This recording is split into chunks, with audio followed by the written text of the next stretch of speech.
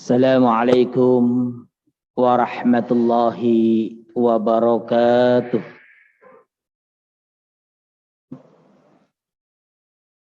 Alhamdulillahi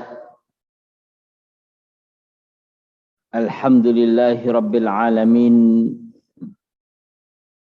wal aqibatu lil muttaqin wala udwana illa 'alal zalimin. Ashhadu an la ilaha illallah wa ashhadu anna Muhammadan abduhu wa rasuluh. Allahumma salli ala habibina wa maulana Muhammad wa ala alihi wa sahbihi ajma'in, amma ba'du. Faqad qala Allah subhanahu wa ta'ala fil Qur'anil Karim wa huwa asdaqul qailin, a'udzu billahi minasy syaithanir rajim. Bismillahirrahmanirrahim. Fa amma man utiya kitabahu bi yaminihi fayaqulu ha'um iqra'u kitabiyah inni zanantu anni mulaqin hisabiyah fahuwa fi 'aishatir radiyah fi jannatin 'aliyah qutufuha daniyah kulu washrabu hani'an bima aslaftum fil ayyamil khaliyah. Wa amma man utiya kitabahu bishimalihi fayaqulu ya laitani lam uta kitabiyah wa lam adri ma hisabiyah ya laitaha kanatil qadiyah ila akhiril ayah. Suratul Haqqah ayat 19 sampai ayat 26 dan 27. Yang kami hormati pengurus masjid DKM Al-Ghazi yang mudah-mudahan dirahmati oleh Allah Subhanahu wa taala, para hujjaj, para ustadz, para sepuh yang mudah-mudahan dirahmati oleh Allah Subhanahu wa taala. Alhamdulillah, di pagi hari ini kita masih diberikan kesempatan oleh Allah Subhanahu wa taala untuk mendengarkan ayat-ayat Al-Qur'an yang menggubah hati dan yang mampu mendekatkan diri kita kepada Allah Subhanahu wa taala. Mudah-mudahan ayat-ayat yang kita dengar dari awal fajar tadi sampai saat ini disaksikan oleh Allah Subhanahu wa taala sebagai kebaikan-kebaikan yang kita lakukan, dan mudah-mudahan itu menjadi amal soleh bagi kita, dan mudah-mudahan kita mendapatkan petunjuk dan hidayahnya dari Allah Subhanahu wa taala sehingga kita bisa menjalani kehidupan dunia ini dengan sebaik-baiknya. Amin ya rabbal alamin. Salawat serta salam kepada Rasulullah sallallahu alaihi wasallam. Semoga kita menjadi umatnya yang dicintai, umat yang dirindukan, umat yang senantiasa mengikuti jejak langkah perjuangan Rasulullah sallallahu alaihi wasallam sebagai ummatan wasata, sebagai khaira ummah. Maka mari kita terus menggali dari setiap ayat-ayat Al-Quran dan hadis-hadis Rasulullah sallallahu alaihi wasallam. Tujuannya adalah agar kita menjadikan umat ini menjadi umat yang betul-betul dibanggakan oleh Rasulullah sallallahu alaihi wasallam, dengan harapan agar kita mendapatkan syafaat dari Rasulullah sallallahu alaihi wasallam kelak di yaumul qiyamah. Amin ya rabbal alamin. Bapak-bapak, saudara-saudara yang dirahmati oleh Allah, ibu-ibu yang mudah-mudahan dicintai oleh Allah Subhanahu wa taala. Hari ini kita akan membahas cuplikan singkat tentang apa yang terjadi setelah kematian kita datang. Apa yang kita bahas pada pagi hari ini, itu pasti akan kita lihat nanti setelah kematian menjemput kita. Makanya ayat-ayat ini disebut dengan ayatus sam'iyat. Ayat-ayat yang kita bisa memahaminya dengan kacamata keimanan dan keyakinan. Karena semua yang dijelaskan saat ini belum pernah terjadi dalam kehidupan kita. Walaupun mungkin kita pernah memimpikan tentang kematian, tapi mungkin mimpi kita tidak sesuai dengan kematian yang sesungguhnya. Kalaupun kita sudah pernah melihat film tentang kematian, tapi mungkin kematian yang sesungguhnya akan kita rasakan pada waktunya. Karena kematian itu bentuknya dan jenisnya berbeda-beda pada setiap manusia. Yang samanya adalah rasa kematian. Dalam artian setiap manusia yang hidup di dunia ini pasti merasakan kematian. Kullu nafsin dha'iqatul maut. Setiap dari kita, setiap dari yang hidup itu pasti akan merasakan kematian. Jadi kematiannya akan berbeda-beda karena salah satu pembedanya adalah masalah keimanan kepada Allah Subhanahu wa taala.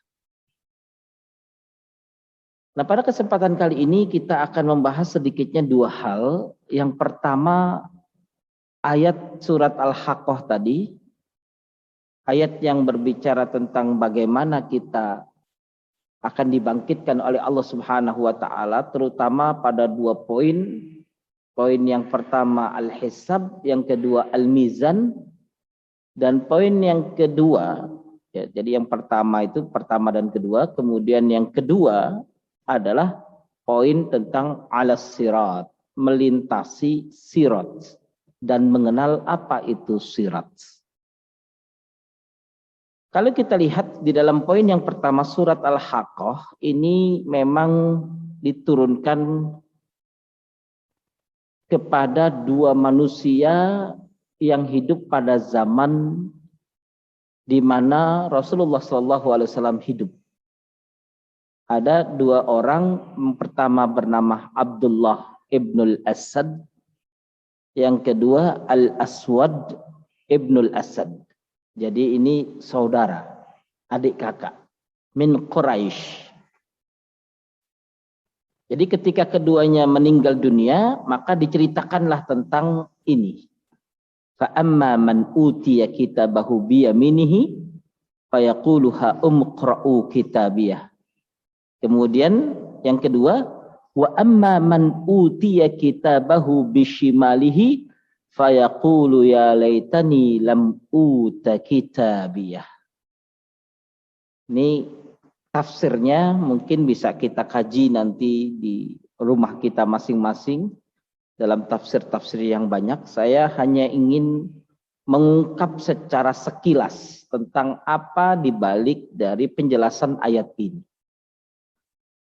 Jadi Abdullah ibnul Asad ini mewakili dari ayat yang pertama, utiya kitabahu biyamini. Sedangkan Al-Aswad ibnul Asad mewakili fa amma man utiya kitabahu bishimali. Jadi ada yang menerima kitab catatan amalnya itu di tangan kanan, dan ada yang mengambil kitab catatannya itu di tangan kiri. Kalau kita lihat yang pertama,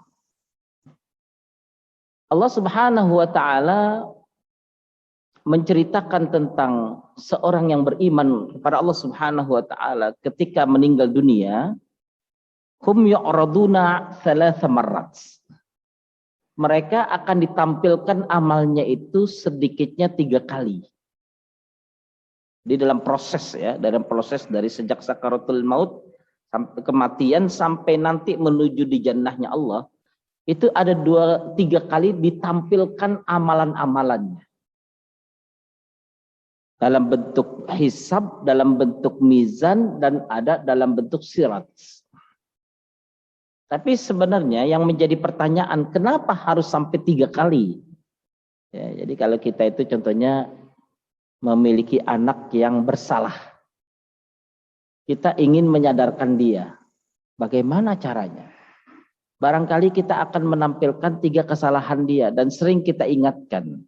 Ya, itu tujuannya bukan untuk hanya memperlihatkan, tapi ada fungsi, ada maksud lain. Nah, kalau kita lihat di antaranya maksud kenapa Allah Subhanahu wa taala menampilkan catatan amal setiap seseorang itu setidaknya ada 3 poin. Yang pertama, bahwa sesungguhnya ketika Allah menampilkan amal kepada seseorang di akhirat nanti, ini mohon maaf, ini bicara amal kita sendiri. Jadi amalan kita itu ditampilkan oleh Allah sedikitnya 3 kali. Yang pertama tujuannya adalah lil ihtijaj, untuk menjadi hujjah, bahwa setiap apapun yang kita lakukan, Allah Subhanahu wa taala meminta kepada kita apa hujjah kita. Kalau kita berdosa, kenapa Anda berbuat dosa? Sehingga ini yang menjadikan kenapa seseorang ketika masuk di dalam alam akhirat itu tidak berkutik di hadapan Allah, karena Allah menampilkan segala sesuatu yang mereka lakukan dan ditampilkan itu sebagai hujjah. Kenapa mereka ditampilkan api neraka di hadapan mereka? Ya, jadi kalau kita lihat kan mereka sudah mendapatkan su'alul kubur. Su'alul kubur itu mereka sudah ditanya di alam kubur. Kalau mereka kemudian tidak bisa menjawab, maka mereka mendapatkan yang disebut fitnatul kubur. Di antaranya, di antara hal itu adalah adzabul kubri, diazab di waktu kubur. Nah, di saat orang merasa, kok saya diazab di alam kubur saya, kok kenapa saya di padang mahsyar seperti ini, kok kenapa seperti ini, itu ditampilkannya untuk menjelaskan itu. Bahwa apa yang terjadi pada alam kubur dari kematian mereka sampai di alam barzah mereka sampai dibangkitkan dengan kondisi tubuh mereka seperti itu adalah bentuk keyakinan terhadap perbuatan mereka sendiri. Jadi mereka mengatakan, oh iya, saya diberlakukan seperti ini karena memang saya melakukan hal itu. Itu yang pertama, adalah lil ihtijaj. Yang kedua, kenapa Allah Subhanahu wa taala mengaradkan atau menampilkan ya, amalan-amalan kita di akhirat adalah litaubih, untuk menghinakan manusia. Karena ada manusia-manusia yang hidup di dunia ini, dia merasa bangga dengan kemaksiatan.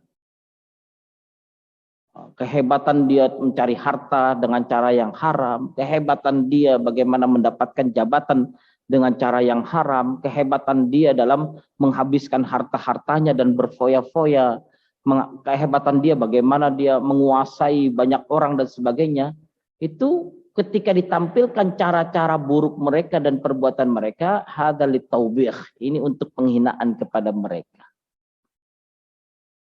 Dan kemudian yang terakhir, kenapa Allah Subhanahu wa taala menampilkan amal perbuatan kita di akhirat adalah lil azab, sebagai bentuk azab bagi mereka yang telah menyalahgunakan amanah kehidupan ini sehingga mereka merasa tersiksa sebelum mereka masuk ke dalam nerakanya Allah.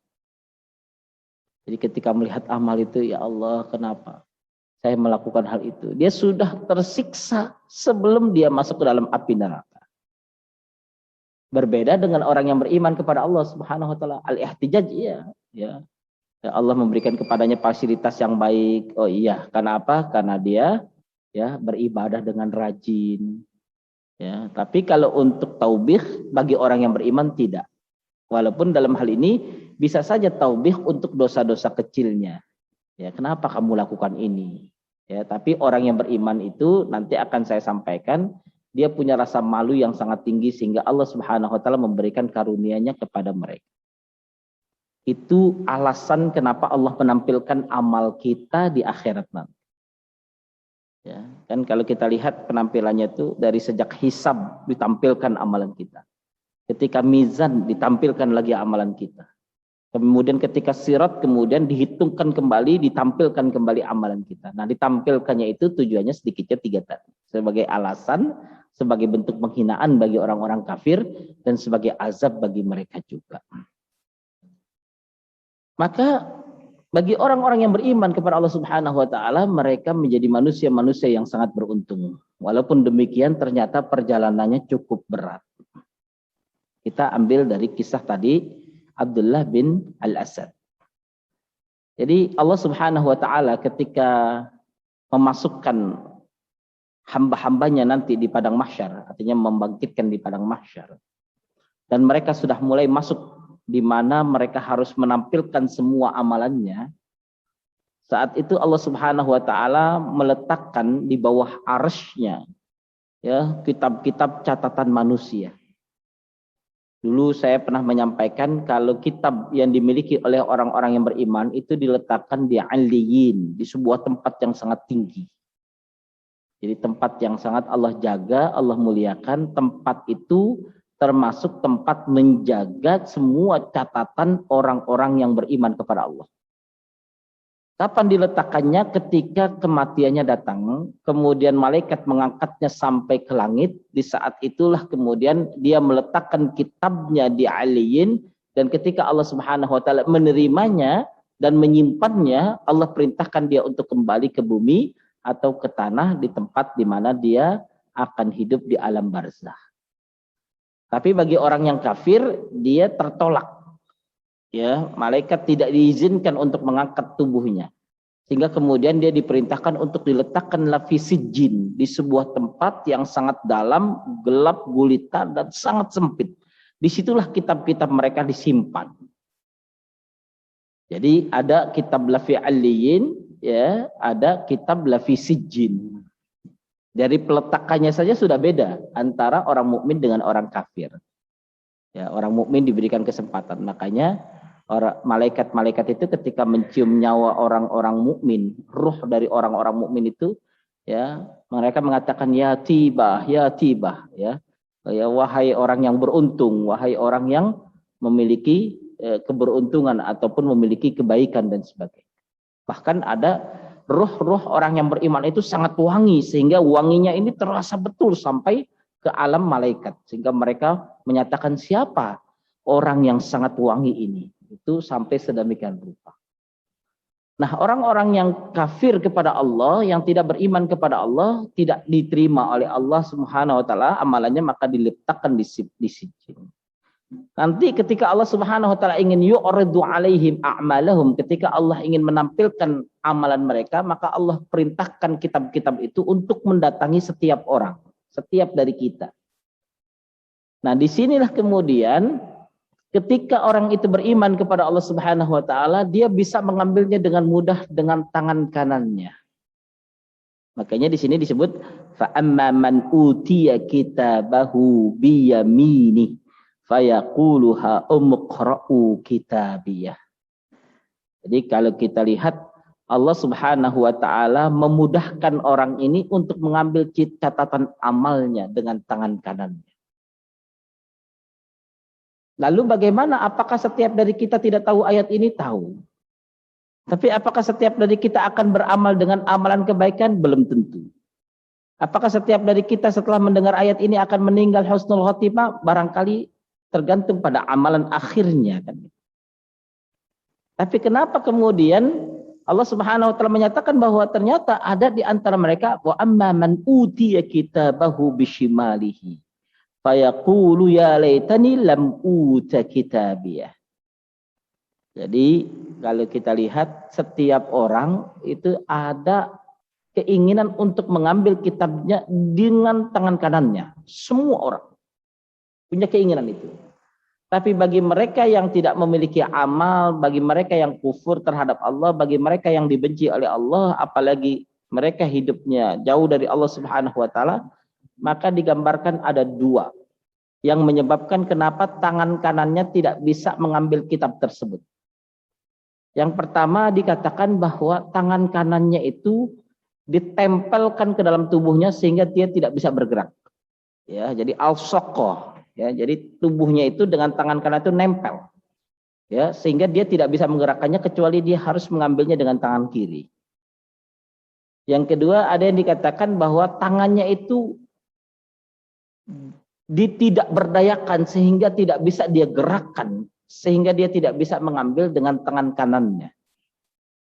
Ya, karena barangkali ada orang yang mengatakan apa sulitnya sih ngambil kitab dengan tangan kanannya, padahal tangan kanan itu selama di dunia ini berfungsi, dia bisa tanda tangan dan sebagainya.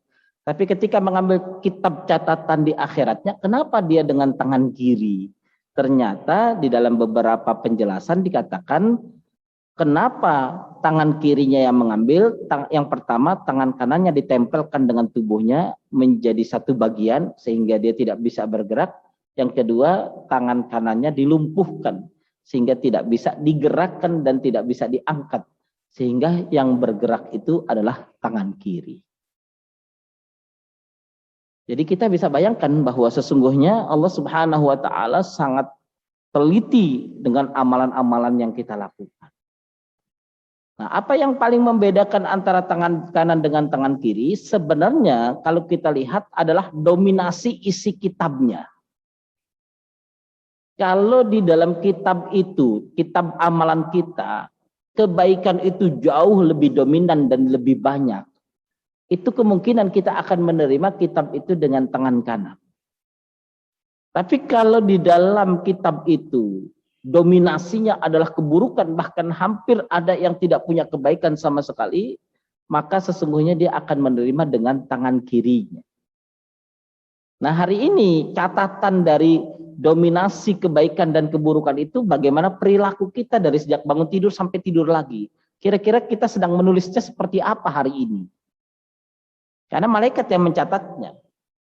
Jadi seperti sekarang ini kita berangkat dari rumah pergi ke masjid, berapa langkah kita, bagaimana keikhlasan kita, bagaimana ketundukan kita, kepatuhan kita kepada Allah, bagaimana kita berusaha untuk menghusyukkan ibadah-ibadah kita.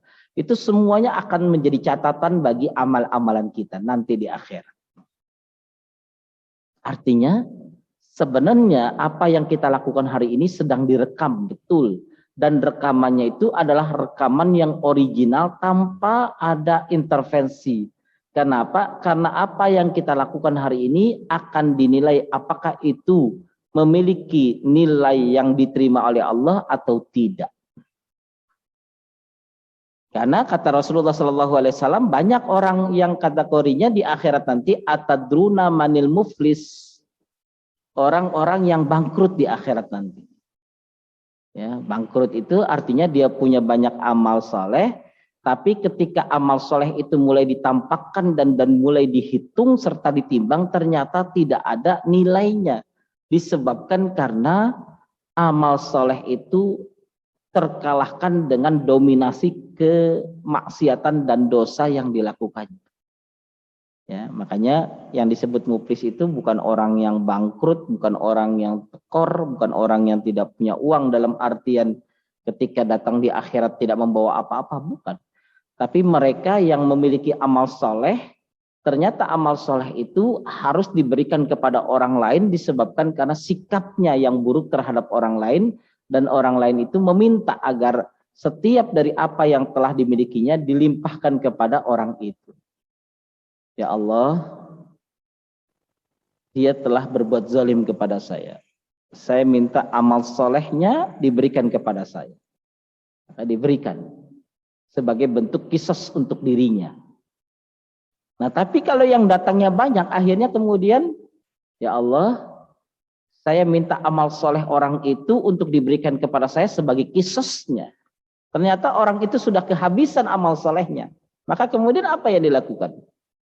Ya Allah, kesalahanku aku berikan kepadanya sebagai tambahan timbangan nanti dia di dalam mizan. Dan kalau itu betul-betul terjadi, berarti dia betul-betul tekor karena amal solehnya dilimpahkan kepada orang lain, sedangkan keburukan orang lain ditimpakan kepada dirinya. maka yang tersisa dalam timbangan itu adalah keburukan demi keburukan. Itulah yang disebut orang-orang muflis menurut Rasulullah Shallallahu Alaihi Wasallam. Maka yang menjadi catatan bagi kita adalah bahwa hari ini kita sedang menulis amal kita itu apakah menjadi amal yang betul-betul diterima oleh Allah Subhanahu wa taala atau tidak. Nah, setelah kitab itu diletakkan di tangan kanan bagi orang-orang yang beriman dan kemudian diletakkan di tangan kiri, maka mulai Allah Subhanahu wa taala mempertanyakan kepada mereka. Ketika orang beriman itu memegang kitabnya di tangan kanan, kata Allah Subhanahu wa taala, wahai manusia, bukalah kitab itu, bacalah keburukan-keburukan sederhana kalian. Jadi baca dosa-dosa kecil kalian. Dibaca.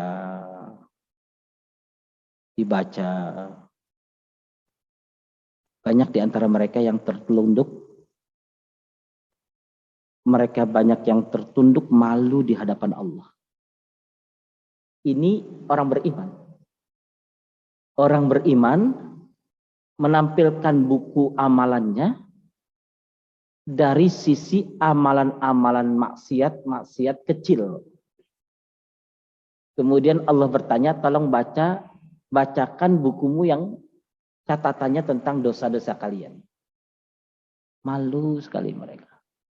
Ketika melihat, ya Allah, bertunduk malu.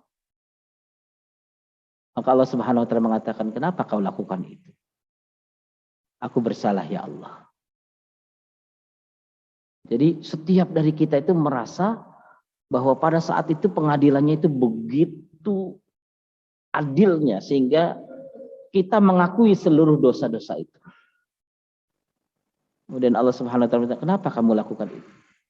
Ya, jadi memang betul-betul kalau kita perhatikan di dalam beberapa penjelasan tentang ayat ini, ya, seorang mukmin itu banyak tertelungkup malu wajahnya ketika melihat ada dosa-dosa yang dilakukannya, sedangkan Allah Subhanahu wa taala menyaksikannya. Ya, kalau sekarang ini kan kita sering berbuat dosa kecil. Kita merasa nyaman, kenapa? Karena pertama Allah Subhanahu wa taala menutupi aib kita. Ya, aib-aib yang kita lakukan ini selama ini itu ditutupi oleh Allah karena keimanan kita. Yang kedua, kita melakukan itu barangkali karena syahwat. Maka kita malu karena syahwat yang kita lakukan itu ternyata bermaksiat kepada Allah. Syahwat yang Allah berikan kepada kita, kita pakai untuk bermaksiat kepada Allah. Maka kita berusaha bagaimana untuk menutupi rasa salah kita ini dengan memperbanyak istighfar, zikir kepada Allah. Agar mengurangi rasa malu kita nanti di akhirat di hadapan Allah. Ditanyakan oleh Allah satu-satu. Ya, kamu tahu dosa kamu? Tidak ya Allah. Kamu ingat apa yang kamu lakukan hari Kamis jam 2 siang tempatnya di sini? Iya ya Allah. Langsung tertungkup malu. Nah, ketika dalam kondisi-kondisi seperti ini, betapa kita merasakan bahwa sesungguhnya kita ini begitu kecil di hadapan Allah Subhanahu wa taala. Ini yang saya katakan tadi ada taubihnya. Kita itu seakan-akan ditampilkan bagaimana kehinaan kita dengan dosa-dosa kecil kita. Ya. Kemudian terus Allah Subhanahu wa taala mempertanyakan hal itu. Sampai pada akhirnya kemudian Allah Subhanahu wa taala mengatakan, "Ghafartu laka dzambak." Wahai hambaku yang beriman, aku sudah ampuni dan aku sudah hapuskan dosa-dosamu itu. Dan kita ini kan berbuat dosa, kita beristighfar, kita zikir, kita tidak tahu zikir kita, taubat kita, istighfar kita itu diterima oleh Allah atau tidak. Maka Allah tampilkan nanti, Allah sampaikan semuanya, kemudian kita malu sekali kepada Allah. Sampai Allah mengatakan, Ghafartu laka dzambak, aku ampuni dosamu. Maka pada saat itu, kita baru bisa mengangkat kembali wajah kita, karena saking malunya di hadapan Allah Subhanahu wa taala di yaumul hisab wal mizan. Ya. Kita berbuat salah ketahuan, itu pasti ada rasa malu. Kecuali mungkin di Indonesia ya, kalau habis korupsi tidak merasa malu kan gitu. Kalau di hadapan Allah orang beriman pasti malu. Nah, setelah semua amalan-amalan maksiat yang kemudian Allah Subhanahu wa taala ampuni dan kemudian menjadikan al-hazan wal hammu, al-hammu wal hazan wal khauf wal jaza' ya. Jadi orang itu sudah malu, bercampur dengan sedih, bercampur dengan gelisah itu ketika melihat dosa-dosa kecilnya. Ini yang saya sampaikan, orang yang menerima kitab di tangan kanannya. Ketika menerima, Allah perintahkan, lihat catatan-catatan amal keburukan kamu yang kecil-kecil. Dosa-dosa kecil kamu, dosa-dosa yang kamu lakukan. Maka ketika malu dengan Allah Subhanahu wa taala sedemikian rupa, rasa takut, gelisah, ya. Maka ketika Allah mengatakan Allah Subhanahu wa taala mengampuni dosa-dosanya, saat itu baru kemudian dia bisa mengangkat wajahnya dengan tenang. Maka Allah mencabut dalam hatinya rasa takut, rasa gelisah, rasa sedih.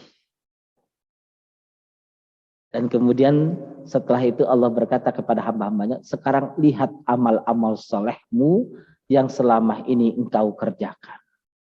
Maka mulailah seorang hamba melihat satu demi satu dari amalannya. Saat itu banyak di antara mereka yang tersenyum sampai senyumnya itu terpancar dengan wajahnya dan wajahnya bercahaya. Karena begitu bahagianya dengan amal soleh yang Allah tampilkan di dalam kitab catatan amalnya. Dan setelah itu Allah Subhanahu wa taala cabut semua rasa-rasa takut, sedih, sehingga setelah melihat catatan amalnya dan kemudian Allah Subhanahu wa taala menerimanya, setelah itu tidak ada lagi rasa sedih yang dia dapatkan. Jadi kalau kita ingin bahagia di akhirat, berarti kita harus mencatat dalam kehidupan kita bagaimana kita harus berbuat kebaikan semaksimal mungkin. Ya, caranya kita harus kreatif. Kreatif bagaimana beramal soleh. Selain memberikan manfaat kepada manusia di dunia, selain memakmurkan masjid-masjid, selain memperbaiki kondisi masyarakat, kita juga berharap agar Allah Subhanahu wa taala menjadikan setiap catatan-catatan amalan kita adalah amalan-amalan yang memudahkan kita nanti di akhirat kelak. Kenapa? Karena kalau kita lihat memang sesungguhnya ketika di alam akhirat nanti itu ada tipologi manusia yang hisaba yasiro. Ya, hisabannya itu dibuat mudah sekali oleh Allah Subhanahu wa taala. Ya, jadi kalau kita lihat bahwa orang-orang yang beriman itu ya ditampilkan oleh Allah, pertanyaan-pertanyaannya itu jauh lebih ringan dibandingkan dengan pertanyaan kepada orang-orang yang tidak mendapatkan fasilitas hisab yasiro. Jadi ditanya lebih berat, lebih panjang, lebih urusannya lebih sulit dan sebagainya. Dan yang hisab yasiro tadi dimudahkan, diberikan oleh Allah Subhanahu wa taala ampunan dan sebagainya. Ini adalah penjelasan tentang bagaimana kita mendapatkan kitab di sebelah kanan dan di sebelah kiri. Sedangkan fa'amma man utiya kitabahu bishimalihi wa amma man utiya kitabahu bishimalihi itu kebalikannya. Sudah menerima kitab di sebelah kiri, disuruh lihat catatannya, ternyata tidak ada satu pencatatan kebaikannya. Allah Subhanahu wa taala tidak mau memandang wajahnya, Allah tidak mau menemuinya, Allah Subhanahu wa taala membiarkan dia dalam kebingungannya. Dia hanya bingung di hadapan dengan dosa-dosa yang telah dilakukannya. Dia menangis sampai tangisannya air darah, ya, air mata darah dan kemudian sampai mengering pun tidak ada satupun yang bisa menjadikan dia tenang. Dan di saat itulah dia akan mendapatkan azab sebelum azab neraka itu datang. Jadi melihat catatan amalnya itu sudah menjadi azab tersendiri bagi mereka. Kemudian yang kedua yang akan kita bahas pada kesempatan pagi hari ini huwa as-sirat, yaitu sebuah nama jembatan yang disebut dengan as-sirat. Jadi kalau kita lihat bahwa sesungguhnya sirat ini adalah sebuah jembatan yang dilintasi setelah kita melewati masa-masa penampakan amal kita. Jadi amalan kita sudah ditampakkan semua. Ada kebaikan, ada keburukan. Ada kebaikan yang Allah Subhanahu wa taala terima, ada kebaikan yang tidak diterima. Dalam artian mungkin dia berbuat baik tapi dia tidak ikhlas. Mungkin dia berbuat baik tapi dia sum'ah. Barangkali itu kebaikan yang tidak diterima. Barangkali itu kita tidak sebut sebagai kebaikan karena tidak diterima oleh Allah. Tapi kita anggap kebaikan ternyata tidak menjadi kebaikan karena hal tersebut. Ya, makanya kalau kita pernah mendengar hadis Rasulullah SAW, ya pertama kali penghuni masuk neraka itu di antara orang-orang yang beriman, di antaranya yang pertama adalah ulamanya contohnya.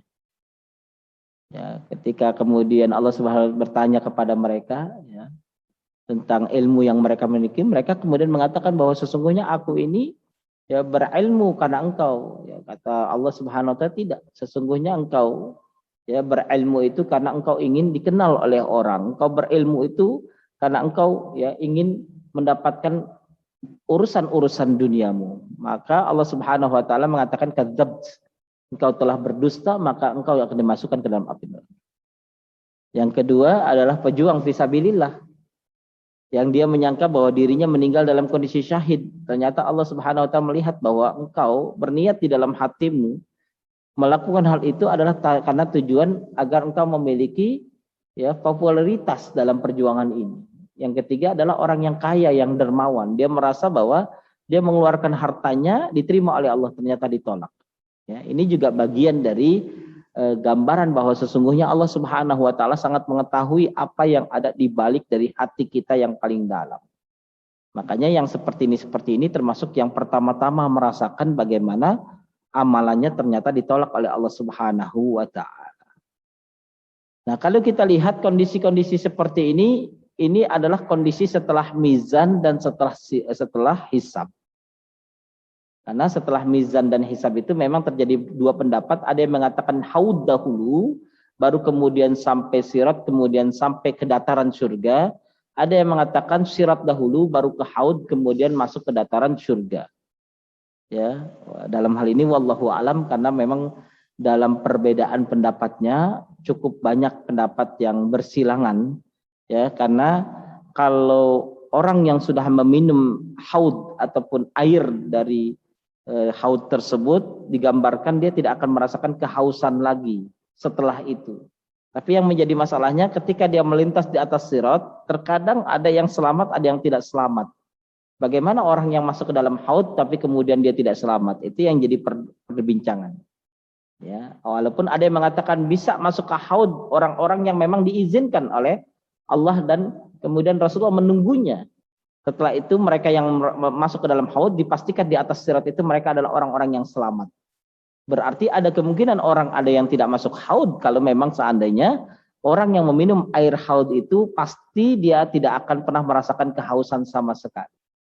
Padahal kita tahu bahwa alas sirat, sebuah perjalanan di atas sirat ini adalah perjalanan yang menentukan akhir dari setiap perjalanan manusia di dunia ini. Apakah kemudian dia harus mampir atau dia harus masuk ke dalam surga tanpa hisab dengan kecepatan yang sangat tinggi. Itu yang menjadi perbedaan pendapat para ulama, tapi saya tidak ingin masuk ke dalam perbedaan itu. Saya hanya ingin menyampaikan tentang as-sirat. Jadi kalau kita lihat sirat ini adalah sebuah jembatan yang Allah Subhanahu wa taala arahkan agar setiap hamba-hambanya menuju ke jannahnya. Jadi dipastikan dahulu bahwa orang yang di atas sirat itu, yang melintas sirat itu adalah orang yang dipastikan masuk ke dalam surganya Allah. Adz-dzahibina ila daris salam. Mereka adalah orang yang memang perginya dan tujuannya jelas menuju surganya Allah Subhanahu wa taala. Tapi yang menjadi perbedaannya, apakah mereka harus berhenti dan terjatuh di dalamnya, itu tergantung pada amal saleh masing-masing. Nah, kalau kita lihat bahwa sesungguhnya Allah Subhanahu wa taala menggambarkan di sirat ini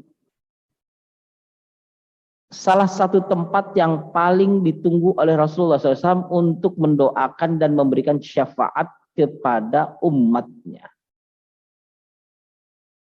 Jadi kalau ada orang umat Nabi Muhammad sering berselawat kepada Nabi, cinta kepada Nabi, tapi amalannya kurang-kurang sedikit. Rasulullah SAW kemudian berdoa di ujung sirat itu, kemudian Rabb salimhu, salimhu. Rabb salimhu, salimhu. Ya Allah, selamatkan dia. Selamatkan dia. Itu dalam perjalanan di atas sirat. Yang saya bayangkan dari hadis ini, betapa cintanya Rasulullah SAW kepada kita. Rasulullah ketika di padang mahsyar itu sudah memberikan syafaat kepada sahabatnya, liyadkhulul jannata bighairi hisab, agar orang-orang yang bersama dengan Rasulullah di padang mahsyar itu masuk surga tanpa hisab.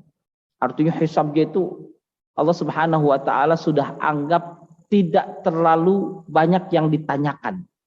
Ya, karena orang ini mungkin kesolehannya sangat tinggi, kesidikannya sangat tinggi, suhadanya sangat tinggi. Mereka itu masuk surga tanpa hisab. Sab'una alf min ummatihi, 70.000 dari umatnya dibawa oleh Rasulullah sampai ke tempat. Tapi kalau kita lihat dari hadis ini, ya, jadi mohon maaf, pertama kali umat yang dihisab oleh Allah dan dimizan itu adalah umat Muhammad. Jadi umat Nabi Muhammad ini diistimewakan oleh Allah, terakhir datangnya pertama hisabnya. Artinya pertama kali hisabnya itu pertama kali dia merasakan nikmatnya surga kalau masuk surga. Jadi ini menggambarkan betapa kelebihan umat Nabi Muhammad SAW. Makanya kalau kita perhatikan, ya Rasulullah SAW sudah sampai ke tepian surga, kemudian Allah Subhanahu wa taala memberikan kesempatan kepada Rasulullah untuk memberikan syafaat kepada umatnya. Maka Rasulullah menuju ke sirat dan menunggu di antara umatnya agar terselamatkan. Kalau kita mungkin jalan menuju surga saja sudah sulit sekali. Sudah sampai di dalam kayaknya nggak mau keluar lagi. Sudah menikmati indahnya surga, dengan taman-tamannya yang indah, dengan makan-makanannya yang begitu lezatnya, minuman-minumannya yang begitu menyegarkan, dipan-dipannya yang sangat tinggi, pakaian-pakaiannya yang sangat lembut, bahkan dikelilingi oleh berbagai macam keindahan-keindahan, ya kalau kita sebut seperti bidadari, widadara dan sebagainya, wildanum mukhalladun, hurun in dan sebagainya, mungkin kita tidak mau lagi keluar. Rasulullah SAW demi umatnya keluar dan kemudian mengatakan Rabbi salim salim, ya Allah selamatkan, selamatkan. Ya, jadi Rasulullah punya rekod.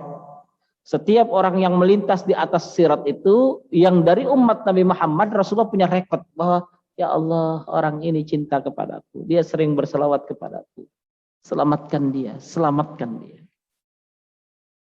Jadi kalau kita lihat betapa Rasulullah SAW sangat mencintai umatnya. Maka beruntunglah kita, umat Nabi Muhammad SAW yang ditunggu oleh nabinya di pinggir daripada sirat sambil kemudian berdoa kepada Allah untuk menyelamatkan kita. Jadi kalau Allah Subhanahu wa taala terima, ya salimhu, maka walaupun dia jalan tertatih-tatih, ya kurang lebih 80 tahun dan sebagainya, tapi dia selamat karena doa dan syafaat dari Rasulullah Sallallahu Alaihi Wasallam. Makanya kalau kita lihat bahwa sesungguhnya di antara manusia ini memiliki kecepatan sedikitnya ada 7 ya yang kita tahu ya, kecepatan di atas sirat ini. Jadi kecepatan itu bagian dari salah satu pengaruh amal-amalan dunia kita.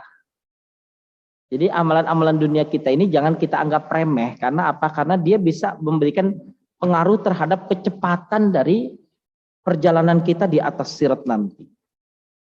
Makanya kalau kita perhatikan bahwa sesungguhnya orang-orang yang telah menjaga amalan-amalannya, dia akan memiliki kecepatan yang berbeda-beda. Saya sampaikan dulu kecepatannya. Yang pertama, kecepatan orang-orang yang melintas di atas sirat itu ada kecepatan katarfata'ain. Kecepatannya itu seperti kecepatan kedipan mata. Kedipan mata itu ketika dilihat sirat, di tengah itu kemudian dia kedip sedikit, dia buka lagi, dilihat di bawahnya ada api neraka, ditutup lagi, dibuka lagi, dia sudah sampai di tepian surga. Ya, fi ardil jannah namanya. Jadi di tepian surga. Jadi sudah di daratan surga. Itu kecepatannya ya. Dia lihat, kemudian ditutup, dia jalan, dibuka lagi, dilihat banyak sekali orang-orang yang sudah berjatuhan di bawahnya, kemudian dia tutup lagi, dia buka, sudah sampai di ujung tepian. Itu katar fata'ain. Ada juga yang mengatakan katar fata'ain itu ketika dia melintas, dilihat semuanya, ditutup matanya, ketika dibuka, sudah sampai di dataran jannah. Intinya itu kecepatannya sangat tinggi. Ya, kecepatan yang tinggi seperti ini tetap dimiliki oleh umat-umat Nabi Muhammad SAW. Jadi ini diceritakan di dalam beberapa riwayat itu untuk pengetahuan bagi kita. Bahwa pasti kuota itu ada. Kuota orang yang melintas di atas sirat dengan kecepatan tarfata'ain, kedipan mata. Tapi yang menjadi pertanyaannya, apakah kita termasuk yang memiliki kecepatan itu atau tidak? Itu yang menjadi pertanyaan kita. Kemudian yang kedua, bahwa kecepatan yang dimiliki oleh orang-orang ini yang melintas di atas sirat itu adalah kalbarqi. Kecepatannya itu seperti kilatan, apa itu? Kalau ada kilat halilintar. Set. Jadi ada orang yang melintasnya seperti itu. Kemudian yang ketiga ada yang disebut dengan karrihil asif. Jadi dia itu seperti angin yang berlari kencang. Ya, jadi kalau kita pernah mendengar angin itu punya kecepatan, itu ada yang sampai ratusan bahkan ribuan kilometer per jam. Kecepatan angin. Itu yang ketiga. Jadi orang melintasnya kecepatannya sampai seperti itu. Yang keempat dikatakan seperti katairil asif, seperti burung yang sangat cepat mengambil mangsa. Jadi kalau kita lihat ada model burung itu yang berjalan di atas lautan, dia lihat ada mangsa di bawah, dia masuk kemudian dia naik ke atas, dia ambil mangsanya kemudian dia naik ke atas. Nah kecepatan itu adalah kecepatan orang yang murur alas sirat, berjalan di atas sirat. Kemudian yang keempat, bahwa di antara mereka yang melintas di atas sirat punya juga kecepatan seperti kalhisan, seperti kuda yang berlari sangat kencang.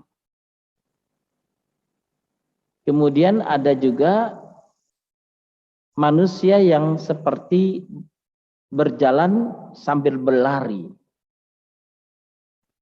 Dan ada juga yang terakhir, yang tertatih-tatih.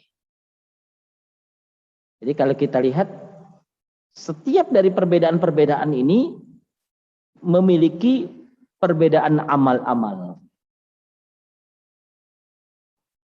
Nah, kemudian yang menjadi pertanyaan bagi kita adalah bahwa seperti apa kita bisa melihat orang-orang yang selamat di atas sirat ini?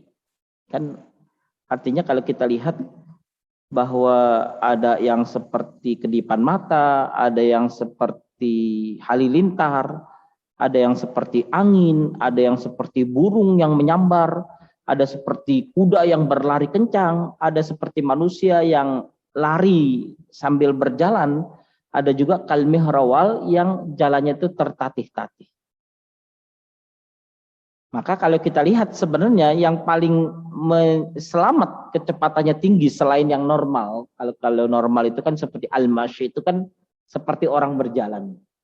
Jadi di dunia ini kalau kita melihat kecepatan kita di alam di atas sirat itu berjalan, itu seperti kita lihat berjalan kita sekarang ini aja.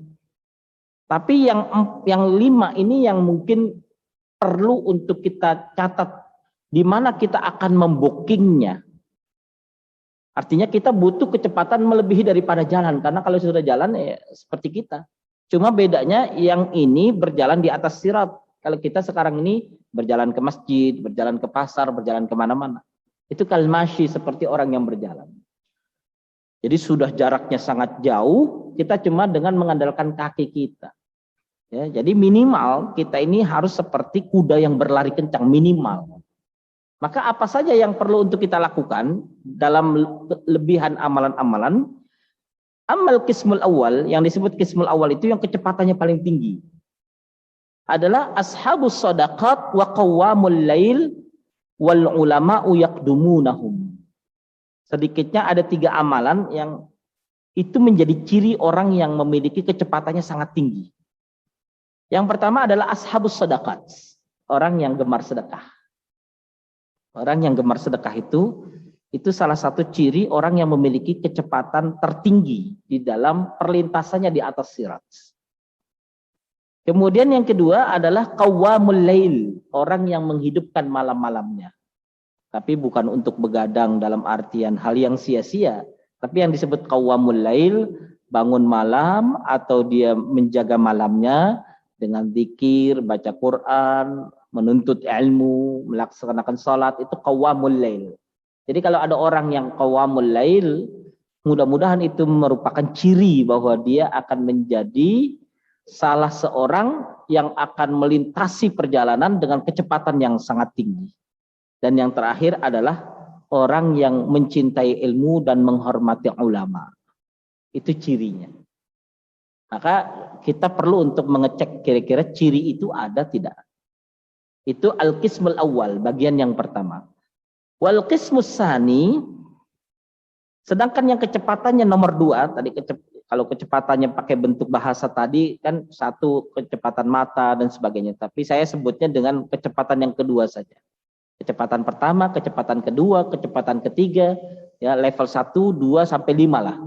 Ya, sampai 5 itu minimal sampai kuda yang berlari kencang. Yang level kedua adalah alladzina istaqamu ala ada'il faraid wa lam yafritu fiha wa adduha fi awqatiha. Yaitu orang-orang yang senantiasa istiqamah dalam melaksanakan seluruh kewajiban dan tidak pernah menyia-nyiakan atau mungkin menunda-nunda. Jadi kewajiban salat, dia laksanakan salat tepat waktu. Kewajiban zakat, dia zakat tepat waktu. Kewajiban puasa, dia puasa tepat waktu. Ya, kewajiban apapun dia laksanakan sesuai dengan ketentuan dan tepat waktu. Ya, jadi kalau kita kan selalu mengatakan bahwa yang tepat itu harusnya sholat. As-sholatu ala waktiha. Artinya kita berusaha bagaimana sholat tepat waktu. Tapi ada hal-hal yang lain seperti zakat. Zakat itu kan kita ada setahunan, ada haulnya. Atau mungkin kita punya zakat yang sifatnya itu seperti zakat pertambangan dan sebagainya. Artinya setiap kewajiban yang Allah Subhanahu wa taala tentukan dan kemudian kita melaksanakannya di awal waktu, maka itu menjadi salah satu ciri orang yang melintasi sirat dengan kecepatan level kedua. Ya. Kemudian level yang ketiga adalah alladzina addau zakat wa lazimu suhbatal ulama wa habbuhum. Yang ketiga ini diantaranya cirinya adalah orang yang senantiasa mengeluarkan harta-hartanya untuk dia zakatkan, dia infakkan, dia sedekahkan, dan dia selalu berusaha untuk hidup bersama dengan ulama. Dalam artian dia berusaha bagaimana menjadi bagian dari pergerakan ulama. Kemudian yang keempat adalah mereka-mereka yang senantiasa membangun silaturahim di antara mereka. Kemudian mereka juga selalu berusaha untuk menjaga tali hubungan silaturahim itu. Dan mereka selalu berusaha untuk bagaimana ya mengikuti ya ketentuan-ketentuan dalam kebersamaan kehidupan mereka di dunia dengan silaturahim ini. Yang terakhir, yang kelima di antara cirinya adalah alladzina ghaddu absarahum an maharimillah wa sanu furujahum anil fawahish. Mereka yang mampu menundukkan mata-mata mereka dari hal-hal yang diharamkan oleh Allah dan mampu menjaga kehormatan diri mereka dari hal-hal yang bersifat kemaksiatan. Ya, jadi kalau kita lihat ini menggambarkan kepada kita bahwa sesungguhnya untuk mendapatkan kemudahan-kemudahan akhirat itu kembali kepada kita. Bagaimana kita mensikapkan semua ini dengan sebaik-baiknya. Artinya kalau kita punya dari bawah ke atas, dari level kelima, naik ke level 4, naik lagi ke level 3, naik lagi ke level 2, bahkan kemudian sampai ke level 1, kemudian kita istiqomahkan sampai akhir hayat kita, mudah-mudahan kita termasuk orang-orang yang Allah berikan kemudahan untuk melintasi sirat, melewati hisab, dan melewati mizan, dan kita bisa menuju surganya Allah Subhanahu wa Ta'ala. Barangkali itu yang bisa saya sampaikan pada kesempatan pagi hari ini. Mudah-mudahan dari apa yang saya sampaikan singkat ini memberikan motivasi bagi kita untuk bagaimana mempersiapkan diri kita dengan sebaik-baiknya. Selanjutnya, apakah sudah dicukupkan saja ya?